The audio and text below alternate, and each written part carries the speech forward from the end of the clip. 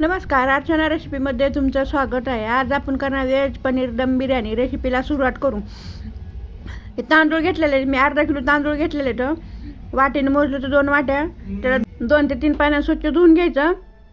20 मिनटं भिजत ठेवायचं. भिजत ठेवले मग तांदूळ 20 मिनटं तांदूळ भिजले की इकडं पाणी ठेवायचं उकळायला. मोठ्या भांड्याचं पाणी ठेवायचं म्हणजे तांदूळ असं चांगले शिजतं.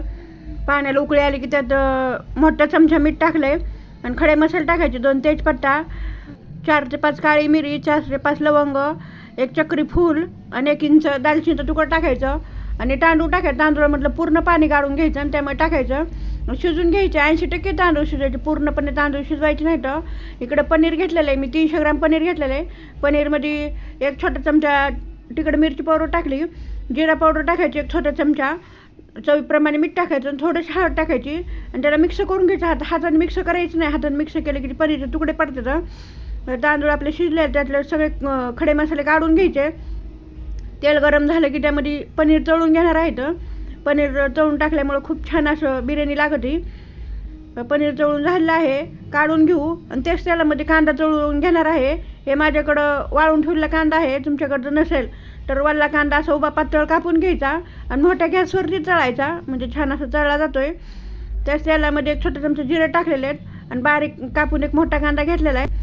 आणि अद्रक लसूणची पेस्ट आहे. ताजी अद्रक लसूणची पेस्ट आहे. किंचा अद्रक आणि 7 ते 8 लसणाच्या कळ्या, 2 ते 3 हिरव्या मिरची टाकलेले होतं आणि ते परतून झालं की त्यामध्ये टमॅटोची प्युरी टाकायची. 10 टमॅटो होतं त्याची प्युरी करून घेतलेली. त्यामधलं की बेडगी मिरची पावडर 1 चमचा टाकलेला आहे आणि 1 चमचा तिखट मिरची पावडर टाकलेली. तिखट आपल्या आवडीप्रमाणे कमी जास्त करू शकतो. धन्या पावडर 1 चमचा, छोटा चमचा हळद आणि छोटा चमचा जिरा पावडर टाकलेली. त्याला 3 ते 4 मिनटासाठी लो गॅसवरती ठेवायचं. त्याला चांगलं तेल सुटलं की त्यात 1 मोठा चमचा बिर्याणी मसाला टाकायचा. बिर्याणी मसाला नंतर टाकायचा म्हणजे खूप छान असं वास येते. आणि थोडासा तळलेला कांदा टाकायचा. दही टाकलेले 4 चमचे. दही टाकून पण मिक्स करून घ्यायचं आणि त्याला पण 3 ते 4 मिनटासाठी चांगलं तेल सुटेपर्यंत परतून घ्यायचं.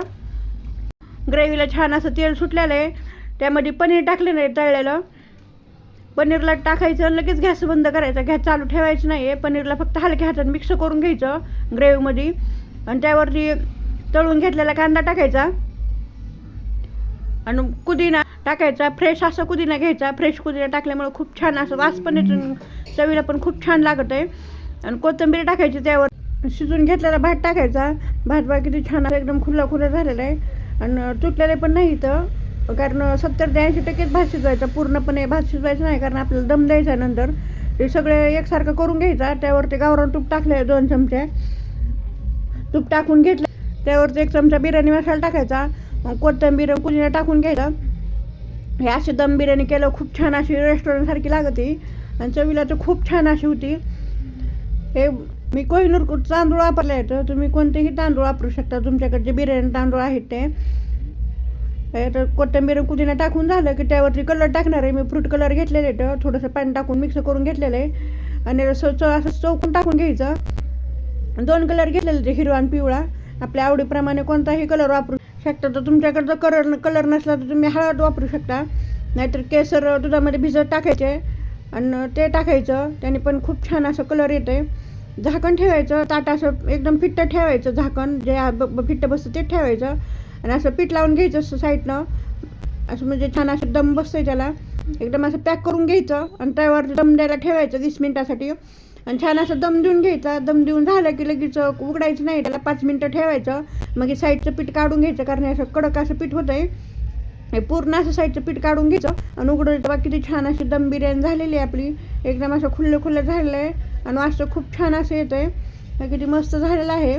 एका साईडनं काढून घ्यायचं. असं मधनं काढायचं नाही. रायत्यासोबत कोशिंबीरसोबत खूप छान असं लागतं खायला. भात शिजून झाला की लगेच चाळणीवरती काढून घ्यायचा म्हणजे पाणी काढून घेतलं की त्यामधलं भात जास्त शिजत नाही आहे. हे माझी रेसिपी कशी वाटली कमेंटमध्ये नक्की सांगा. लाईक करा, शेअर करा आणि चॅनल जर नवीन असेल तर सबस्क्राईब करा.